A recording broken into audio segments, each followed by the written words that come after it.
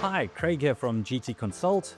Very cold, wintry day in Cape Town, so luckily we're inside in our offices. What we're going to be talking about today is something close to my heart, and that's smashing data altogether. Both information that's internal to the organization as well as information that's external to the organization. Now, one of our biggest problems of grabbing information from external areas is, well, your LLM model was trained in 2017, 2023, whatever it might be, and it doesn't have all of the data that you want. Well, that's changing in a very fast fashion, and it now gives us the ability to start using websites as data stores. So one of our clients came to us and said to us, well, they want to pull financial information from clients' investor relationship sites and then mix that with the internal data to start assessing how much they should invest in that client, whether they should be looking at competitors or something of the sort. So we said, well, let's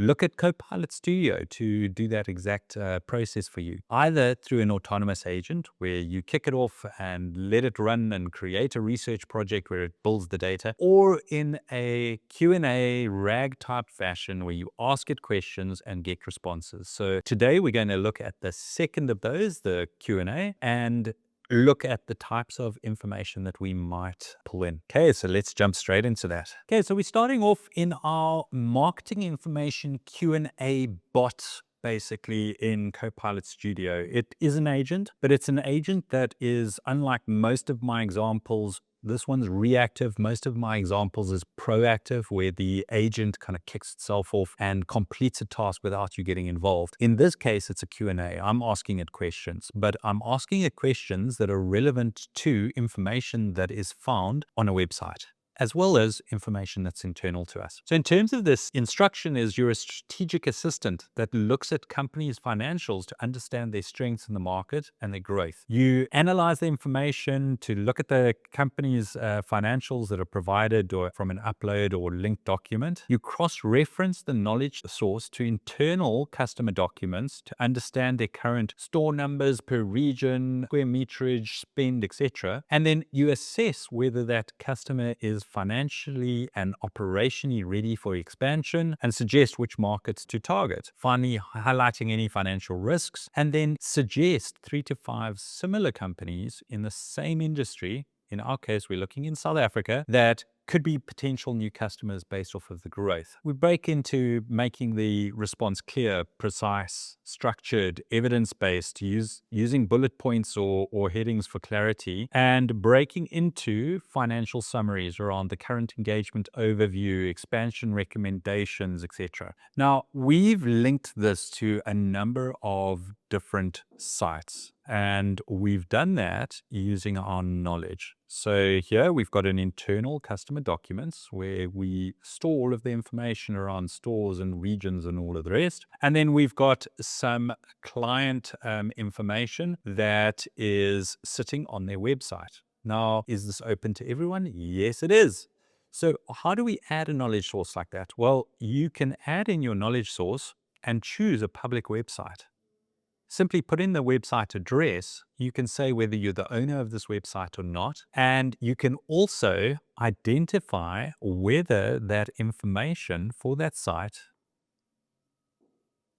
is official or not. Now, this official button becomes quite interesting because it prioritizes the way in which the system will look at the data before it returns it to you. So remembering that the AI agent is thinking for itself, it's going, okay, what am I trying to assess here? And based off of that, it weights the official sources higher than any of the other sources. So if you're getting incorrect responses from the agent, it's weighting some of your documents incorrectly. Try using the official source. Great way to pull that data through. Other thing that we've noticed is our internal documents. What we've seen a lot in the market, people try and implement this with internal documents, but they don't actually have the Copilot licensing within the environment. And SharePoint Online does some different indexing of documents. Indexing is basically where it reads the documents and it prepares them for search. Now, in the case of AI, the search works best with vectorization. We'll get into that in another video. But the idea is that if you've got Copilot licenses against your data in SharePoint, it is going to be better indexed for vector searches, which which will work better in agentic agents. If you do not have that vector search, you'll find that your results are less than satisfactory in terms of an expected result. So we've added in a number of different knowledge sources. In this case, we don't have any tools or triggers. The reason being, this is Q&A. I am going to be asking it questions. So instead of kicking off a test trigger, I'm just going to ask a question here from my data. So here I can say, what is Woolworths growth strategy looking like? Now, this goes off, and you can see from our designer here, it's searching through a number of different pieces of information. Those are the pieces that I've provided it. I want this information to point at these specific knowledge sources. I don't want it to just go and scour the web. I'm worried about hallucinations, and therefore, when it pulls back the data, I'm only wanting to look at very specific information. You can open this up to the full web. I think that your results will not be as good. So based off of my question here, we can look at the current engagement over where we've got stores. It looks at the target regions, the store types. It looks at rental costs, operational costs. It looks at things like potential other areas that we might want, or other potential leads that we might focus on. And it gives us a strategy to go and start looking at that relationship to determine whether this is a good relationship or not. And when we have to look at the results here as to where this information is coming from, well, one is coming from our internal systems. The others are coming from some of the other sites. And these are the sites that I've mentioned so that it can keep track of all of that information. So great way here of interacting with information that's out in the open, as well as information that's stored internally. Now, there are a couple of tricks to this process, and that's in our settings area. Been a lot of changes in Copilot Studio of late, and some of your buttons that were on the front end have now